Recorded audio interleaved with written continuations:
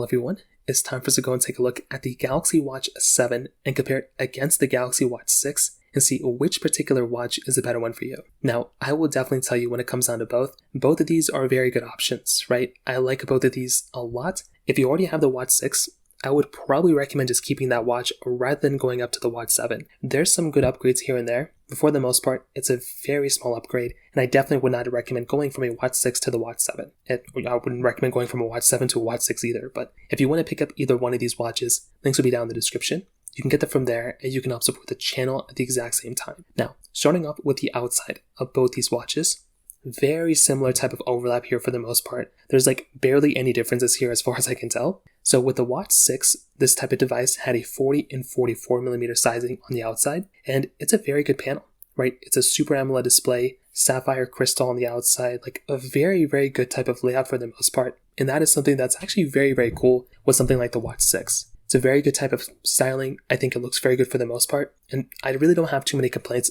with something like a Watch 6 on the outside. Now, on the Watch 7, pretty much the same exact thing. So it's the same type of styling. You're getting the 40 and 44mm sizing, Super AMOLED display, and it's a good panel. I don't, again, have too much to complain about here from that side either. So a lot of overlap here. Maybe the Watch 7 panel can get brighter, but they're basically the same thing when it comes down to it. The side buttons on the side are a little bit different this year, which is kind of interesting. They're the same type of styling, but you do get this kind of coloring that might be different on each watch depending on which way you're kind of going. On the back side, you're getting this reverse wireless charging pad, so you can wirelessly charge this watch from your charger that you have or your device. If you have a Samsung phone, you are able to go through and charge up both of these, which is really nice. I love that type of feature so much. I wish my iPhone had it. The band structure is relatively around the same too, to attach bands and to remove bands. I feel like next generation, they may end up changing this because the Galaxy Watch Ultra brought a way better way of kind of changing out the bands. So that could be something that ends up happening here for the most part too with the next generation. So that right there is a very, very big thing that could end up happening here for the most part as well. Beyond that though, lots of overlap here, lots of really, really cool things, but it's not really a big change as far as I can tell. Internally, there are some really cool changes. Now to remember, whatever you're going to do on your watch, you're probably going to be able to do on both of these.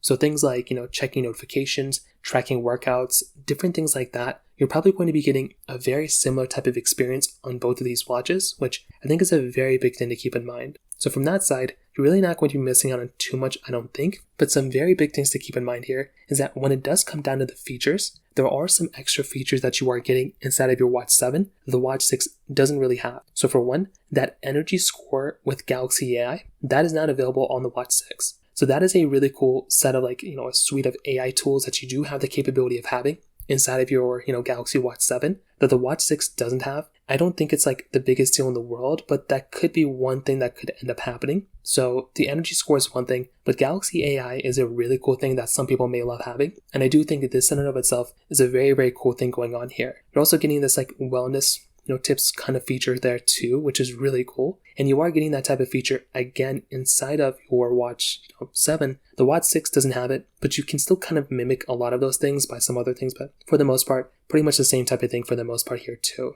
Beyond that, you're kind of getting this sleeping coach with apnea detection inside of your Watch 7. The Watch 6 doesn't have this either, but it still has advanced sleeping coach, so you do have a little bit of a feature like that. But for the most part, the Watch 7 is the watch right now from the standard lineup, the standard numbered lineup, non-ultra, non-pro lineup, that basically gives you lots of features, lots of capability. But the Watch 6 is 90% of what the Watch 7 is. And I do think if you're buying something like a Watch 7, you're getting a really good watch, and it's probably one of the best ones you can buy. And I do think it's a good upgrade coming from the Watch 6, but I wouldn't go and upgrade from a Watch 6 to a Watch 7. The Watch 6 in the used market or certified refurbished market or Amazon is cheaper than the Watch 7. So I'd probably recommend going down that direction, but that's kind of how I see both these watches kind of comparing. If you have any other thoughts or questions, please let me know in the comment section below. Hit the like button, that would mean so much, but definitely hit that subscribe button. More importantly than everything else, I love every single one of you guys. Hopefully I'll catch you guys in the next video.